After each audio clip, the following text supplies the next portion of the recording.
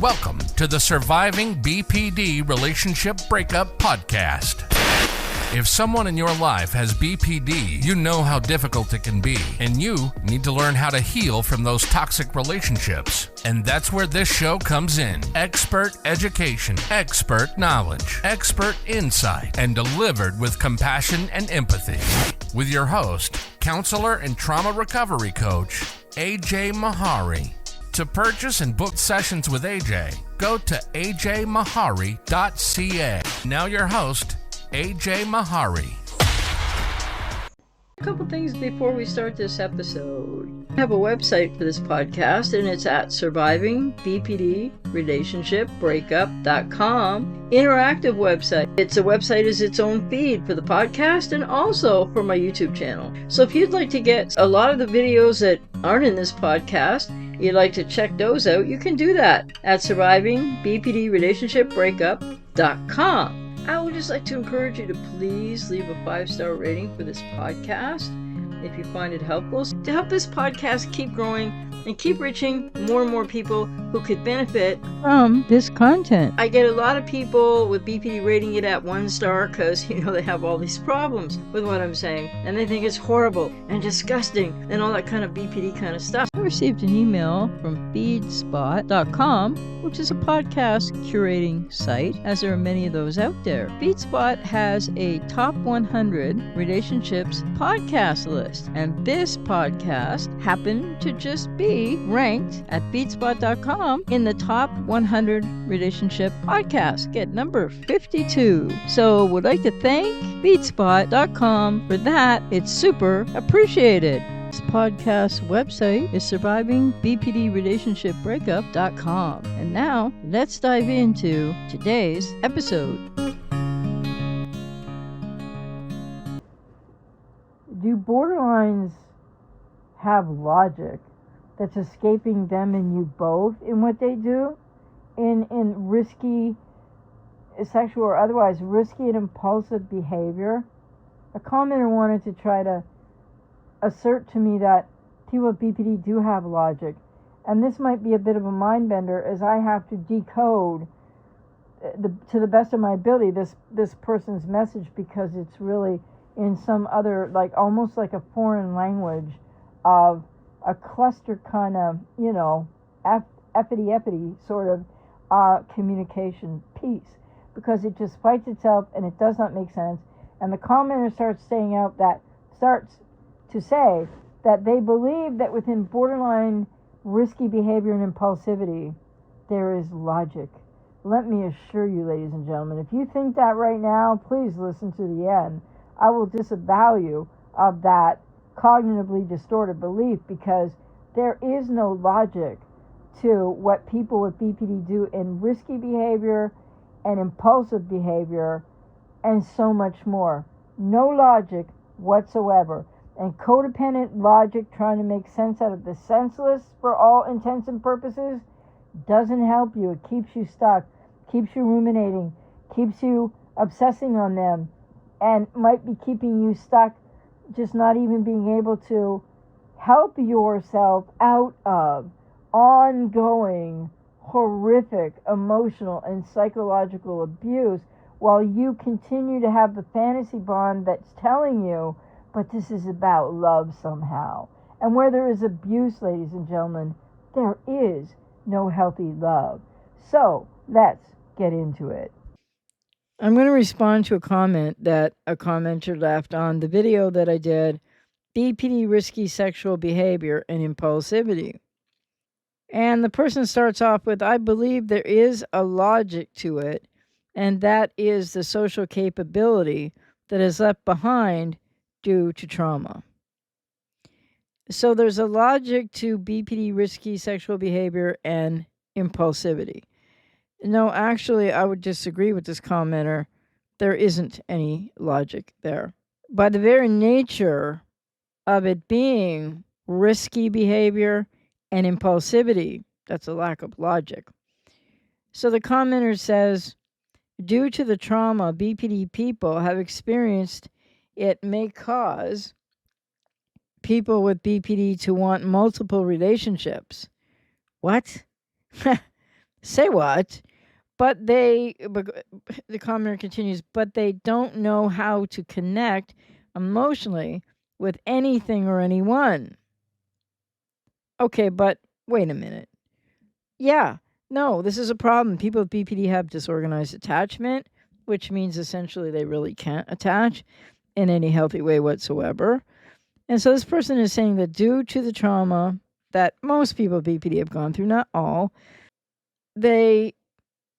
people with BPD want multiple relationships, but they don't know how to connect emotionally with anything or anyone.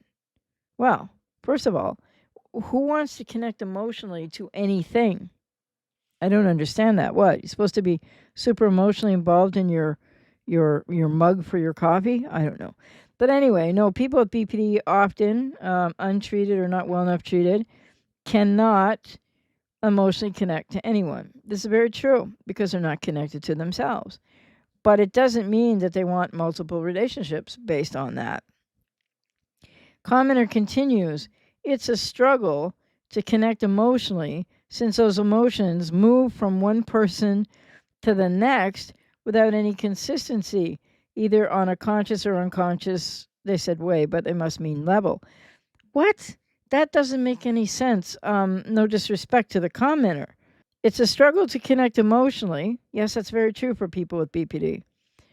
But then the commenter gives the reason, well, since or because those emotions move from one person to the next without any consistency, consciously or unconsciously. No, they don't actually. If you're trying to say that these emotions, they struggle to connect, so it's a struggle to connect emotionally.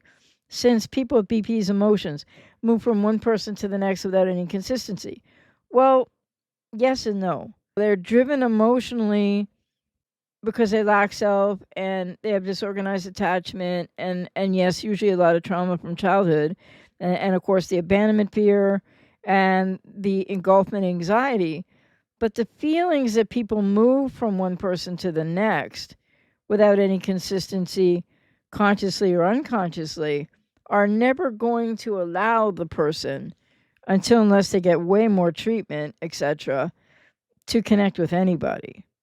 And again, let me underscore, it's not the sole reason, it's not a common reason that people with BPD want to connect or be in relationships with more than one person at a time or person after person after person. That might be what happens, but that's not really what's being sought out, if you know what I mean. And the commenter has either got some misinformation, a lack of understanding of people with BPD, and or who knows.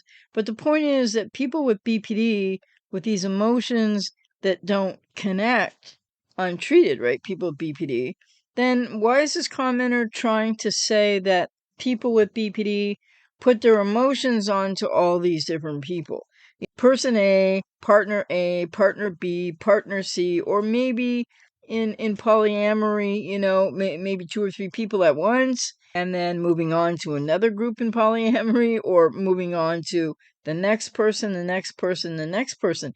But the truth about people untreated, especially with borderline personality disorder, is they are not putting their feelings, like investing their feelings in the other person or the other people at all. So this commenter is just totally erroneous and lacking understanding of BPD to say that somehow they're putting these feelings on this person, that person, the next person, all these people, even though, or into all these people, even though they can't connect.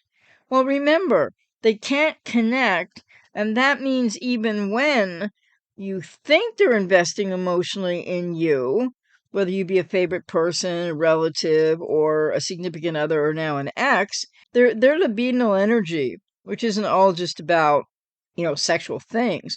Libidinal energy is just all about emotions and the other. But the thing about their libidinal energy is that it's self-referential, it's directed back to self. It doesn't ever really go to other. Because people with BPD with the identity diffusion lack of self, they don't have a reference for difference between self and other.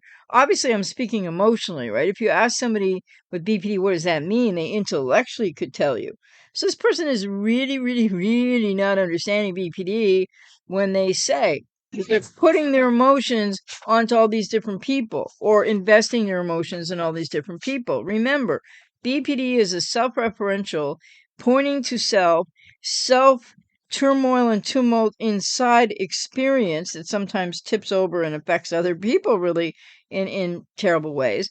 But it's libidinal energy turned inward. It's the inability of people with BPD to truly see other from their lack of self through all of what's clouding them and where they're stuck in, where they just don't have a self to be making these kind of connections with their emotions or otherwise.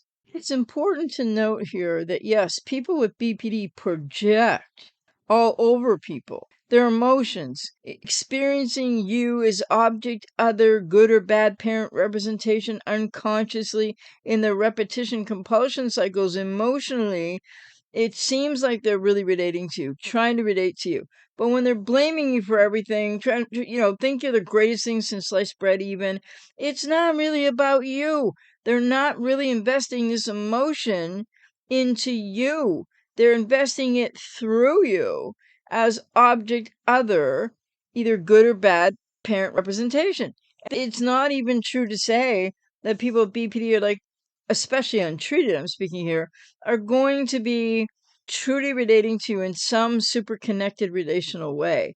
It can seem like it in idealization in the honeymoon phase, but it isn't actually what's going on. Person with BPD meets you.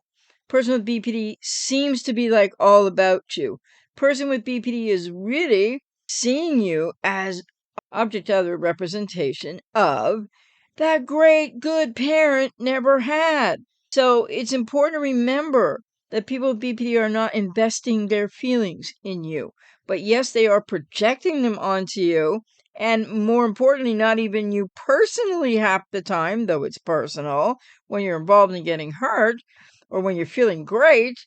But it's always, they're coming from this place unconsciously of seeing you as object other, not who you really are, object other, good or bad parent representation. So the commenter is way off base with this as well because they're not putting their emotions, investing their emotions, connecting with their emotions to you. Let me just add in here to make it really crystal clear that they can sometimes, depending, because not all people with BPD are the same, be somewhat relating to you, right? But certainly not consistently, congruently, or age appropriately in any consistent, congruent way. And so it's that childlike presentation that rises up with each and every trigger that a person with BPD experiences, which is a relational rupture, which they have no ability to repair. So no matter how much you try to repair things, after all these little episodes they'll have, nothing ever gives. You never get heard. You never get seen. And when I'm saying that people don't see you or hear you for who you really are, I'm talking about experientially. I'm not saying they look at you and think, oh, there's my dad now. Not like that. It's a really deep, unconscious, emotional repetition compulsion that people with BPD experience because people with untreated BPD are almost always, unfortunately for them and you, relating to you in a very fractured, cognitively distorted way from a very young childlike place. They're just not that 20-year-old, 25-year-old, 30, 35, 40, 47-year-old, and etc. man or woman that you think they are. Physically they are, chronologically they are, emotionally, no, they're still back in early childhood arrested emotional development. And that's why they have identity diffusion. And that's why there's this sort of black space inside where the self should be, because the self was fractured off in the arrested emotional development by or before the age of 2. And that means essentially the inner child part of ego state is totally gone. And I'm always quoting Melanie Klein, the mother of object relations, who said, quote, abandonment trauma, or the perception of said, I'm adding, but abandonment trauma causes a psychological death of the otherwise burgeoning authentic self. So the person that you know today with the patterns of BPD, who might be diagnosable and or diagnosed with BPD with no treatment, etc., that person you know today is somebody who's intellectually kind of real, but isn't age, stage, consistent, congruent. It doesn't have a self. So they're not who you thought they were or who you hoped that they could be. No, they are really a chronological, perhaps in the IQ department, person of their age, but emotionally, they are still young, undeveloped children who have not been able to go through the stages of early childhood development. They're projecting, and there's projective identification, and they're seeking identity through you in from the unconscious, and also in repetition compulsions. But actually none of this is why these relationships are so painful, and they can just fracture in a heartbeat, and then you spend all your time trying to get back to who you thought they were, and they don't know who they are, and you don't know who they are, but you have this fantasy idea, therefore the fantasy bond. And the thing is that when the rupture occurs, the splitted evaluation, when everything just falls apart, whether that's all at once or in cycles, really rocky, up and down, roller coaster relating, on, off, limbo plays, ghosting, discarded, am I really? I don't know, let's try again. That people with BPD are not seeing you for who you really are. They are not hearing what you're really saying. They have no ability to repair at all the ruptures that will happen in them trying to relate to other, because they're not relating to the actual other in the here and now in front of them. And so that's really important to note, because so many people with codependency are still blaming themselves for all the borderline blames you for. And when they do that as well, they're not really talking to you. Yes, they make it all about you. Yes, they make it seem like it's you. Yes, they make it seem like it's in the here and now. But no, because when you're getting devalued and ranted at, or the silent treatment or whatever, you have now gone to, in a splitted evaluation for the borderline, you are now object of the representation of bad parent. So where are you in all of this? The answer is pretty much practically nowhere. And the commenter continues, it's an overfixation on impersonal needs that may not affect BPD people directly, hence the multiple different needs involving other people. What? So I say what, because what is this commenter talking about? People with BPD, no matter what's going on, haywire, all chaotic, dramatic, hurting you terribly, they don't know what's going on, they're in a lot of pain, etc. There's nothing impersonal about the needs of anybody with borderline personality disorder. It's all so much about everything they take personally, and everything that is put into, coming up from their deep unconscious psyche of repetition compulsion experience, of everything having been very, very adverse in their childhoods, but very, very personal. So how can this commenter say something, whatever, quote, their impersonal needs? Like I said, say what? And as the commenter said, through cognitive bias, while narcissism is the overfixation on personal needs that only affect the narcissist directly. Whoa, I think I got a headache there, this paragraph. The thing is, first of all, the person went from calling people with BPD to narcissists. That is something so often done online that is so inaccurate. So let me see here. How can we unpack this part? Oh, okay. It's an overfixation on impersonal needs. That doesn't make any sense. Needs that may not affect people with BPD directly, hence the multiple different needs involving other people. I can't make heads or tails out of that, actually, because what it really is for people with BPD is that they have these needs. They often confuse their wants with needs, or their needs with wants. So people with BPD have an untold boatload of needs that they're not aware of and don't know how to take care of on their own. And so, yes, they can be very self-referential with those needs and not be clearly understanding the difference between where they, like, because they don't know themselves, lack of self. So they don't know where they end and begin, where they end and where you begin. So they can be very much putting all those needs onto you in projective identification or projective ways by experiencing something inside of themselves as if you're doing it to them. And this overfixation that this person is talking about, I think really belongs, with all due respect, more to people with codependency than to actually people with BPD themselves. Because when it involves or comes to BPD risky sexual behavior and impulsivity, a lot of that is driven by the needs of the person with BPD that are unaddressed that they can't take care of. But those needs are not only to be involved in risky behavior, not only sexual needs.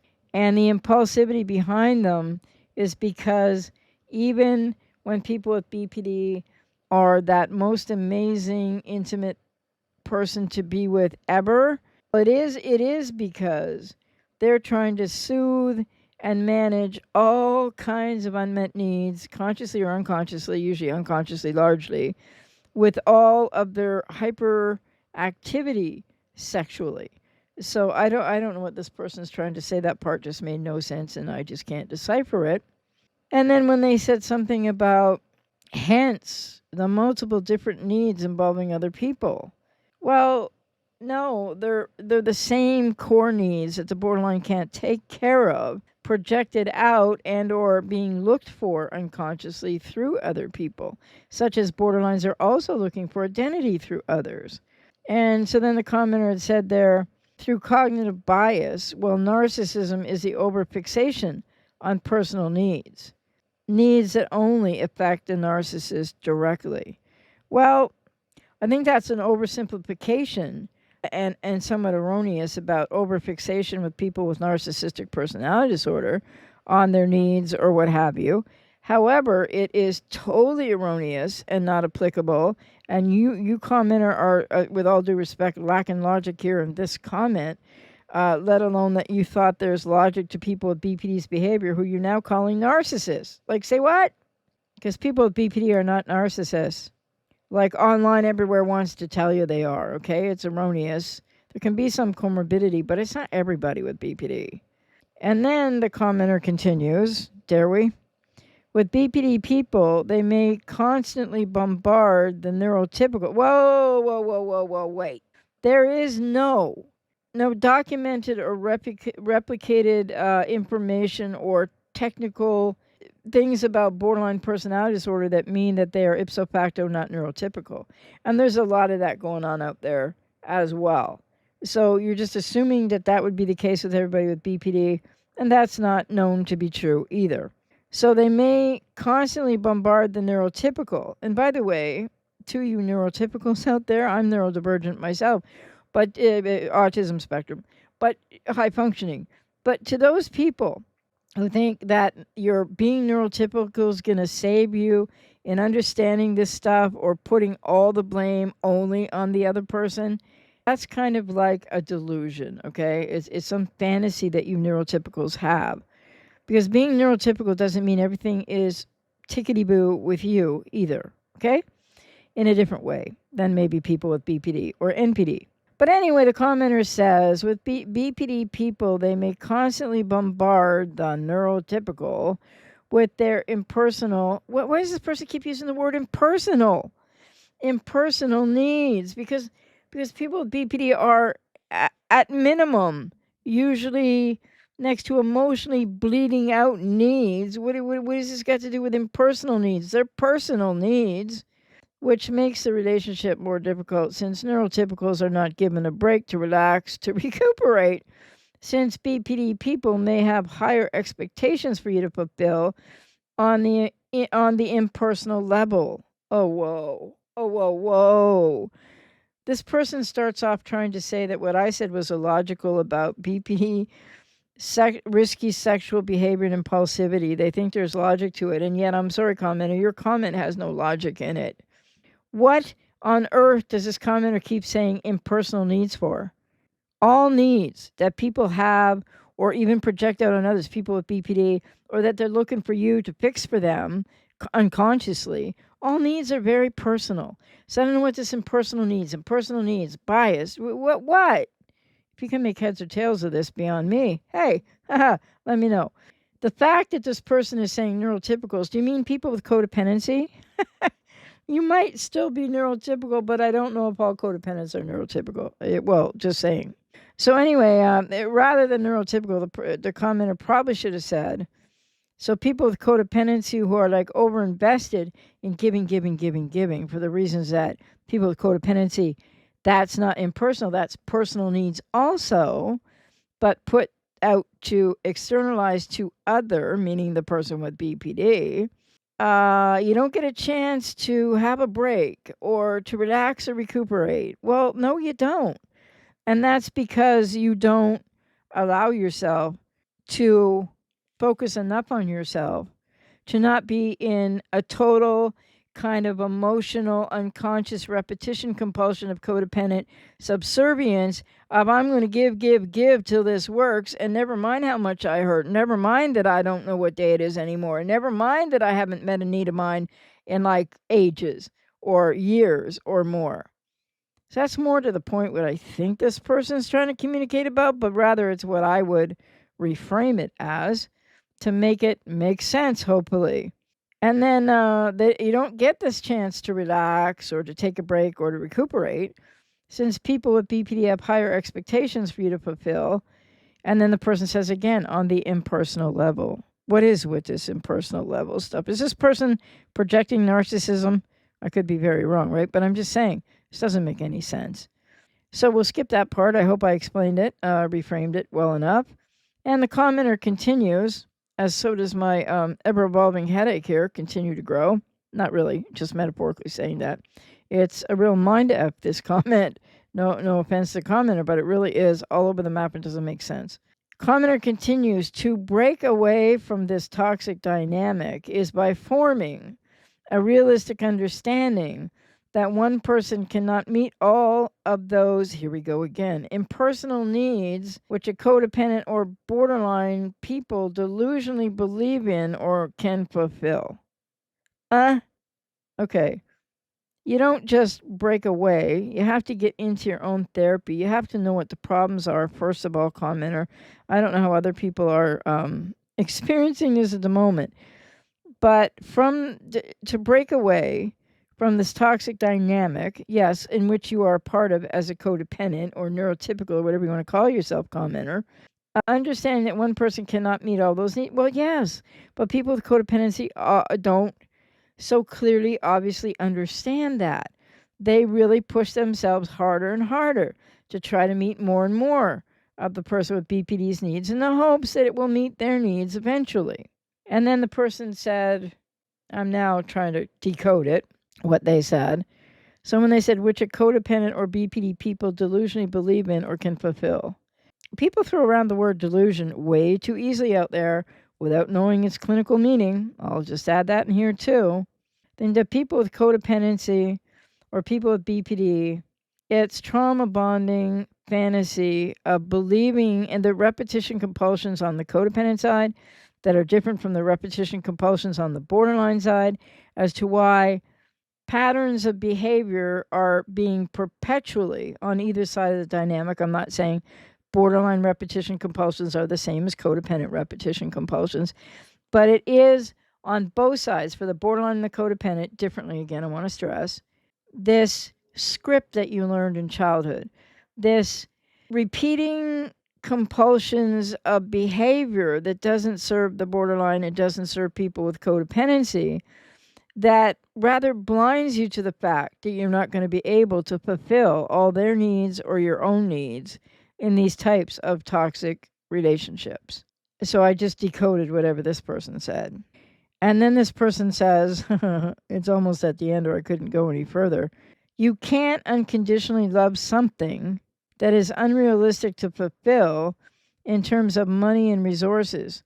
Unconditional love in its extreme means tolerate the intolerable. Oh, yikes. Wow. Okay. Almost made sense. So this person is saying, well, you can't unconditionally love. Now, there's the beginning of a sentence that would make sense, but then they said something that is unrealistic to fulfill in terms of money or resources. So in other words, this commenter is kind of saying you can't unconditionally love their need for money and resources. What? Nobody loves that. Anyways. And then they end and we're thankful for that, right? No offense, commenter, but if you hear this, your communication is very problematic on multiple levels, and it may have something to do with your psychology as well, and not just the way you write. I don't know. The last sentence was unconditional love in its extreme means tolerate the intolerable. But no, it doesn't, because unconditional love, in the way this commenter puts it, there's no such thing as unconditional love in its extreme. That's codependent abandonment of self in trying to rescue, fix, and change the person with BPD and provide all the money and resources that they need. And because they are people with BPD untreated, or who have patterns of and aren't diagnosed, or who haven't had enough treatment, they are emotionally still childlike, young childlike. And they're seeing you, as I've said so often, as object other parent representation, not you for who you are or for your limits or your wants or your needs. Just you're supposed to be mommy or daddy, and you're supposed to know what they need, and you're just supposed to give it to them. Because maybe in their past, for a lot of people with BPD, mommy and or daddy didn't help them out and didn't teach them how to soothe themselves, how to be able to grow through the early stages of childhood development, etc. But this person saying unconditional love in its extreme, there is no healthy extreme of unconditional love. That is martyrdom. That is martyrdom within significant to severe codependency. That has nothing to do with whether you're neurotypical or not. Means tolerate the intolerable. No, actually, people with codependency, in their own repetition compulsion cycles, and why people with codependency have these patterns that they repeat with people with BPD or NPD, where you're not getting anything back, or not as much as you think as you're getting back. Significant to severe codependency and those patterns based on repeating something unconsciously from childhood, that means tolerating the intolerable. It's got nothing to do with unconditional love at all. It's got nothing to do with what the commenter said, quote, unconditional love in its extreme, unquote. Because there is no extreme to unconditional love, or it's toxic and it's very conditional. So I hope that I got that, I hope I reframed this in a way that makes sense, because, wow, this is a lot to sort of, I hadn't read this whole comment before I started this. I'd seen it there, and I'm like, gotta tackle that one day. But my point here is, people with codependency, if you think you're giving unconditional love, you're not. And you need to know that, because so many people with codependency can get into not only martyr kind of role, because it might be something that happened in your childhood and you were inculcated or kind of taught to maybe think that all you're giving and role reversal and maybe parentification by a parent, or if you were infantilized by a parent and or parentified by a parent, then when you're significantly codependent and you end up with a person with BPD or NPD, which is going to have a direct correlation back to something in your childhood. Something. It's not always the same for everybody. And I'm out here to work with you if I resonate with you, because I can help you to unpack and figure all of that out, which is really crucial to the whole healing and recovery process, not only from a BPD or NPD relationship and breakup, but also from your codependency. People with codependency, I'll repeat this, because of patterns established in childhood, which many people may not be consciously aware of right now, that's how people with codependency think that they're unconditionally loving a borderline or a narcissist. And it does mean that you are tolerating the intolerable, but it has nothing to do with actual unconditional love. People with codependency are reenacting something unconsciously from childhood aimed at a parent, which means that you are tolerating something intolerable in the hopes that something that a wounded inner child part of you never got from mom or dad, hopes will come from this person replicating, the person with BPD or NPD, replicating something unconsciously to your wounded inner child, that you will tolerate anything, and likely did as a child, in the pursuit of trying to get your needs met. This is all very personal, ladies and gentlemen. What happens in these dynamics between people with BPD or NPD and codependents, it's all about very personal needs, not impersonal, as this person has said so often. And they say all of this to say, to what I know I didn't say in that video, BPD, risky sexual behavior, and impulsivity. It's all about their emotions, the magical thinking that they feel everything they feel is real. It's about an unconscious repetition compulsion for people with BPD that are involved in risky sexual behavior and impulsivity, that a lot of you people with codependency find to be the most amazing sex and et cetera you've ever had. But it's coming from the brokenness of people with BPD or even NPD. But people with BPD, it's coming from their brokenness, and it's because they are trying in risky ways and very impulsively, with no logic at all, to soothe and assuage the terrible tsunami of incredibly anxiety-producing, negative, self-sabotaging, self-loathing, immense emotional dysregulation that occurs within them. Is there too much false hope and too much like people, well, if only the borderline does this, that, and the other, or they're doing this, so it's probably going to be okay? You might really want to unpack that and talk about that as well. So the other thing I just want to say quickly, too, is that there's so much going on with people with BPD, or if they have BPD, NPD, that makes it even more complicated, their recovery, etc. You need to accept what is right now in your life, whatever that means. Relationship recycling, you're ghosted, discarded, they won't talk to you, you're losing your mind, you can't function, you don't know what to do. All of which, by the way, is not normal or healthy, but it's a normal response to what you've been going through. It's a normal response to what you've experienced.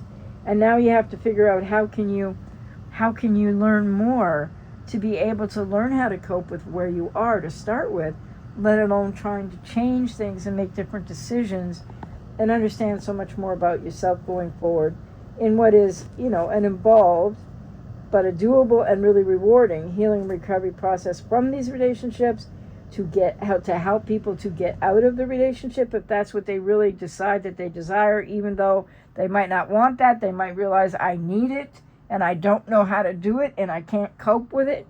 That's what I'm out here to help you with, all that and more. And please know that unlike this I don't know what this commenter was trying to say at all, but I hope I reframed it well enough. And please know that for a lot of codependent, overgiving, and repetition compulsions in these relationships as well, you're not really consciously aware of what you're fully doing, because if you were, you'd be like, I gotta get out of here. And many people are at that stage, but it still feels impossible to let go, to get out of there. So, and the other thing is, people with BPD, so sometimes people with codependency can lack some logic in the patterns that you're following and repeating.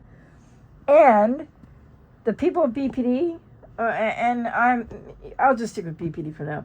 People with BPD lack logic. They are running totally on emotion.